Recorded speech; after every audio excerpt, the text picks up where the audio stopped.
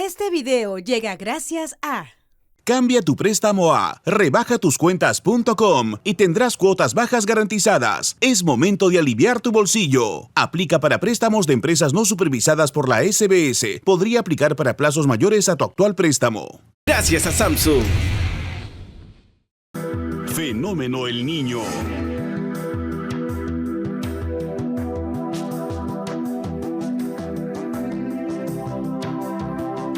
8:48. Ahora sí se encuentra con nosotros ya el viceministro del Midagri, ingeniero Cristian Barrantes, para hablar de los esfuerzos que se están haciendo, hasta dónde hemos avanzado ya cuando estamos a puertas de la llegada del fenómeno El Niño. Vamos a incorporar además a este panel en ampliación de noticias a periodistas de las regiones de Piura, La Libertad y Puno: Carlos González, editor de RPP Trujillo; Andrés Carguapoma, de RPP Piura; y Blas Condori, de RPP Puno. Van a estar con nosotros. Ingeniero Barrantes, muy buenos días y bienvenido. Muy buenos días, Mávila. Buenos días, Fernando. Un saludo especial a todos los oyentes y seguidores de RPP a través de las diferentes plataformas, ¿no?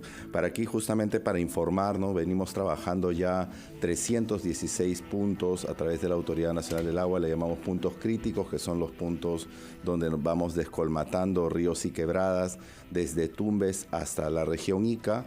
Justamente como preparación hemos terminado ya 64 puntos críticos, ¿no? Y adicionalmente también venimos trabajando lo que es la adquisición de maquinaria pesada, ¿no? Que nos va a permitir no solo la parte reactiva, ¿no? Sino tener 19 puntos ubicados en diferentes zonas para poder intervenir al momento que venga el fenómeno del Niño. Eso nos ha faltado como maquinaria pesada, ya la estamos adquiriendo y actualmente tenemos ya más de 34 máquinas, y entonces lo que estamos haciendo es utilizar también esa maquinaria para poder descolmatar algunos ríos, algunas quebradas, e incrementar pues nuestra fuerza de trabajo con miras al plazo que nos queda todavía de preparación frente al fenómeno del Niño, ¿no?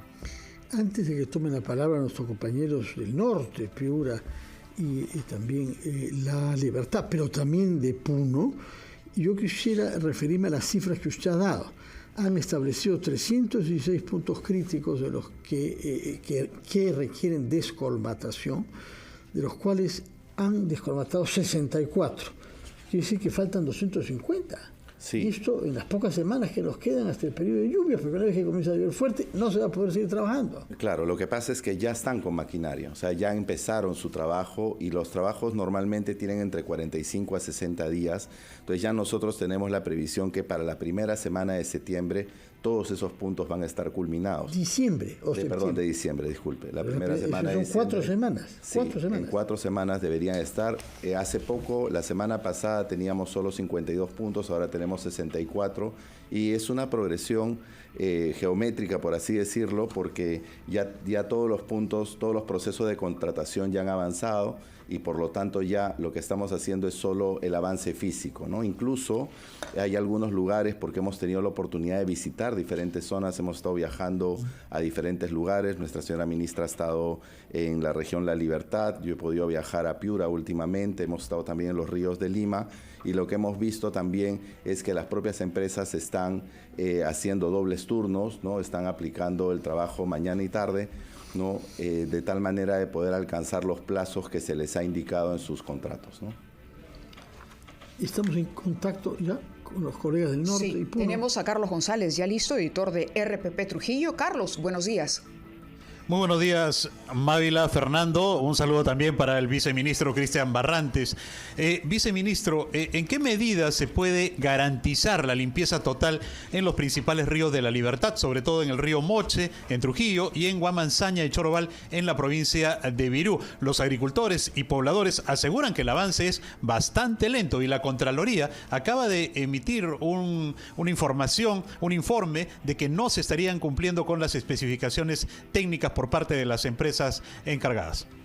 Sí, en realidad nosotros ya en La Libertad, como he mencionado, ya tenemos todos los puntos críticos en ejecución, ¿no? Y justamente en La Libertad ha estado nuestra señora ministra, ¿no? Y ahí, por ejemplo, también se ha venido haciendo un trabajo cada vez más intenso con los gobiernos locales, ¿no? Quienes también tienen a su cargo algunos puntos críticos, también con las juntas de usuarios, ¿no? De tal manera de poder informar y comunicar lo que se está avanzando, ¿no? Porque realmente entendemos, hay una gran preocupación por este tema, pero tengan por seguro que no solo en la región La Libertad, sino en las otras regiones tenemos bastante claro el trabajo. De hecho, como mencionaba hace un momento, la adquisición de maquinaria nos está permitiendo ahora en diferentes regiones intervenir también. Por ejemplo, en Piura, en el propio río Piura, se está interviniendo con maquinaria propia adicional a lo que están haciendo las empresas contratistas. En Lambayeque también, en Motupe, La Leche,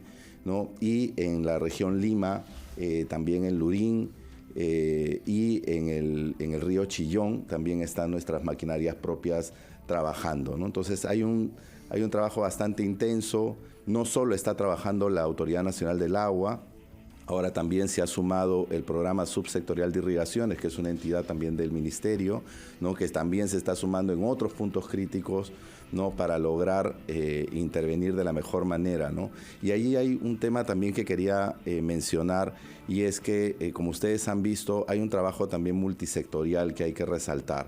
Hace poco ha habido un convenio realizado entre el propio Ministerio de Desarrollo Agrario y Riego y el Ministerio de Defensa, para también con las maquinarias de los propios batallones del Ejército también contribuir a estos trabajos de limpieza y descolmatación, ¿no? Que es justamente lo que se nos ha pedido desde el mensaje que ha dado nuestra señora Presidenta de trabajar en forma multisectorial y articulados con los gobiernos regionales. De acuerdo. A propósito, tenemos también una inquietud de Andrés Carguapoma, de RPP Piura. Adelante, Andrés.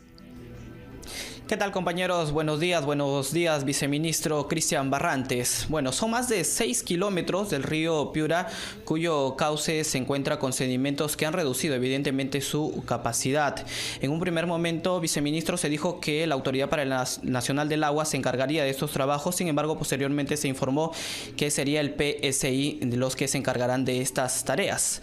La población de los distritos tanto de Piura y Castilla, que en el año 2027 se inundaron, le preguntan a usted, ¿cuándo se va a descolmatar el río, al menos este tramo, sabiendo que es corto el plazo para el inicio de un nuevo periodo de lluvias? Gracias. Sí, en este caso específico, justo he tenido la oportunidad de estar en Piura hace poco. El día de hoy, o a más tardar mañana, están iniciando ya los trabajos propios de maquinaria. Se ha venido haciendo el trabajo de topografía.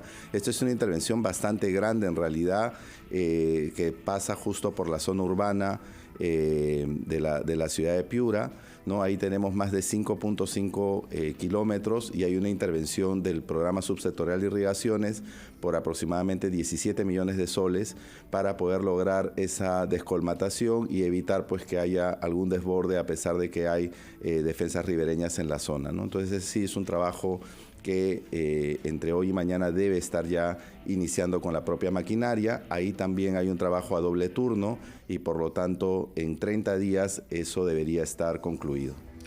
De acuerdo, no sé si estamos en contacto ya con nuestro compañero Blas Condori de Puno también. Blas, adelante por favor desde Puno. Muy buenos días, señor viceministro Cristian Barrantes. Le saluda Blas Condori desde la región de Puno. ¿Qué planes tiene el Midagri para enfrentar a la sequía y la falta de alimentos para la ganadería en el altiplano? Por ejemplo, en las zonas altoandinas del distrito de Mazocruz, muchas de las alpacas no concluyen con su periodo de gestación debido a la escasez de forraje y agua.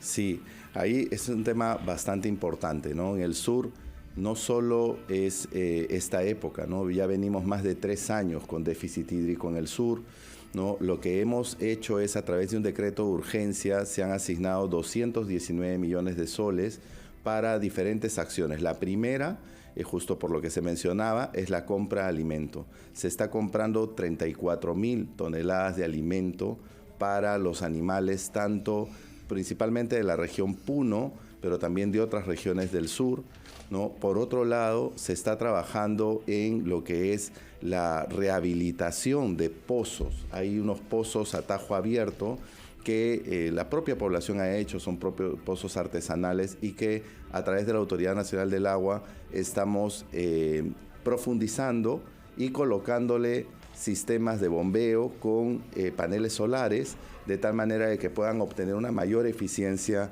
en el uso de los pozos. De esos 434 pozos, ya 237 han sido profundizados, ¿no? Y por otro lado, existe un trabajo también de construcción de fitotoldos. El fitotoldo es una construcción pequeña que lo que permite es generar agricultura al interior, ¿no? Es como una especie de invernadero, ¿no? Y eso nos permite reducir el uso del agua para la producción de hortalizas, ¿no? Ahí se va a trabajar 5.000 fitotoldos que se están implementando de tal manera de responder a este tema del déficit hídrico. Pero ahí yo quería también mencionar, estas son respuestas de corto plazo y a veces estamos un poco acostumbrados a las respuestas de medidas urgentes de corto plazo. Sin embargo, esta gestión, ¿no?, lo que está buscando es también tener un plan nacional de afianzamiento hídrico, porque el Perú es un país que es muy vulnerable al cambio climático, ¿no? Y cada vez vamos a tener mayores problemáticas respecto al hecho de la sequía, del déficit hídrico. Por lo tanto, lo que estamos haciendo es un trabajo que nos permita tener un plan claro de cómo vamos a ir respondiendo a través de los años en la infraestructura de presas, en la siembra y cosecha de agua, que son lo que nosotros le llamamos cochas, que dicho sea de paso, este año hemos construido más de 840 cochas a nivel nacional, ¿no? Pero todavía nos falta mucho de infraestructura de riego, de sistemas de riego. Entonces allí hay un trabajo importante que queremos dejar plasmado como camino, ¿no?, para que podamos poco a poco ir avanzando hacia una agricultura que realmente sea sostenible. Y la sostenibilidad depende de que puedan tener acceso suficiente al agua, ¿no? De acuerdo. Queremos agradecerle a Carlos González, Andrés Carguapoma y a Blas Condori desde Trujillo, Piura y Puno que hayan compartido con nosotros esta mesa. Vamos. Son las 9:07, estamos conversando con el viceministro encargado de la infraestructura agraria y del riego, el ingeniero Cristian Barrantes, que ha contestado las preguntas de nuestros colegas del norte, sobre todo Piura y La Libertad, y del sur, Puno. Corresponde ahora que nos hable sobre el centro de nuestro país y particularmente Lima, que tiene 3 ríos, 2 de los cuales nos han dado malas sorpresas durante los últimos años. Estoy hablando del Rímac y del Chillón. ¿Cuán avanzados están los trabajos en la cuenca del Rímac, que sabemos es una cuenca peligrosa, sobre todo porque hay mucha población que vive en quebradas que en sí misma no deberían ser habitadas? Sí, en el caso de lo que es quebradas, lo que queremos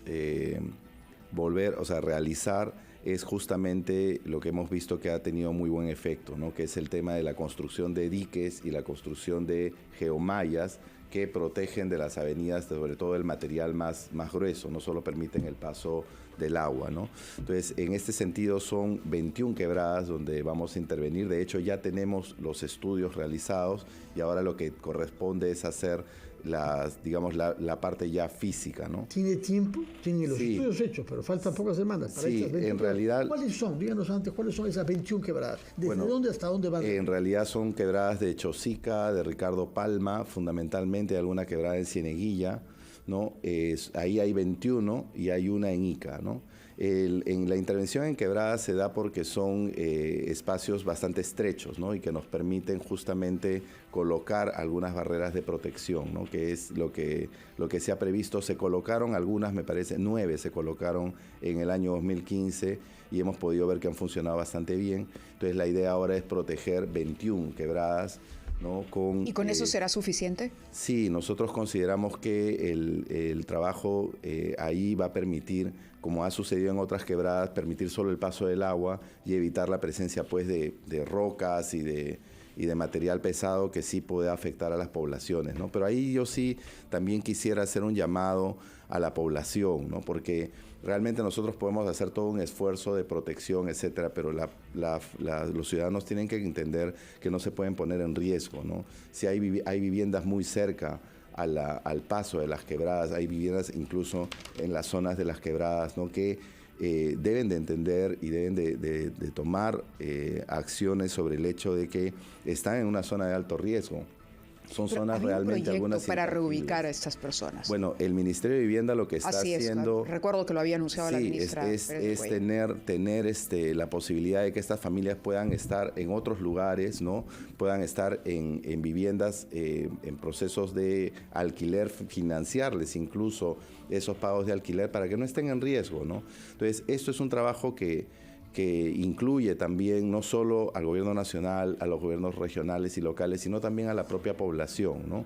Igual respecto a lo que es la limpieza y descolmatación de ríos. Vemos productores que siembran en las fajas marginales, que son áreas intangibles, ¿no? Entonces, evidentemente, cuando sube el cauce del río, evidentemente pierden su producción, ¿no? Entonces, esto es un trabajo que tiene que implicar, y por eso yo agradezco el poder tener un medio como este para decirlo, ¿no? Estamos buscando también otros medios más locales también para poder seguir comunicando la importancia de tomar todos en primera persona el problema del fenómeno del niño, que lo vemos como problema. En realidad, si pudiéramos tener un trabajo cada vez más organizado y consolidado, también en algunos aspectos es positivo, ¿no? En los bosques secos del norte del Perú se incrementa la producción en los bosques secos, ¿no? Pero lamentablemente creo que en los últimos años y durante mucho tiempo hemos venido tomando malas decisiones que lo que han generado es que nos sintamos tan vulnerables. ¿Cuáles ¿no? son Y esas seamos malas perdidos. decisiones que se han tomado? Si tuviera que destacar una, por ejemplo. Por ejemplo, en el caso de los gobiernos locales, ¿no? El haber permitido que se instalen en zonas intangibles, ¿no? Familias que se instalen viviendas, ¿no? Que no se respeten las fajas marginales, las zonas intangibles. A pesar de todo lo que se ha insistido al respecto, ¿no? Sí, realmente ha habido un tema allí que tenemos que de alguna manera ya empezar a corregir. Tenemos que cambiar un poco de mirada, ¿no? Y mirar un poco más a largo plazo, ¿no? Mirar en la necesidad de poder, o en el conocimiento de que sabemos que este fenómeno va a venir cada cierto tiempo, ¿no? Y existen modelos en otros países, hemos tenido la oportunidad de escuchar a especialistas, por ejemplo, de la cooperación holandesa, ¿no? De la cooperación alemana, que nos muestran un poco lo que se hace en otros países respecto a estos temas, ¿no? Por ejemplo, ellos tienen un cauce, digamos, ordinario, y ahí tienen un cauce extraordinario que también está protegido, ¿no? Y donde se pueden realizar algunas actividades durante los tiempos en los cuales no viene una avenida importante, ¿no? Pero no establecerse allí. Así es. Que es el problema. Así es, no establecerse porque allí. luego, claro, uno tiene no solamente la casa, sino, como usted dice, de pronto también el campo de cultivo ahí nomás. Así y es. va a perder todo, la casa, el trabajo, la producción, en fin, esa es una coordinación importante que hacer con los gobiernos locales, entonces, que son los que finalmente permiten o no permiten una situación de esa naturaleza. Muchas gracias, viceministro, por estar con nosotros el día de hoy, y estaremos al pendiente, por supuesto, de lo que se avance en las próximas semanas. Son las 9:13. Fenómeno El Niño.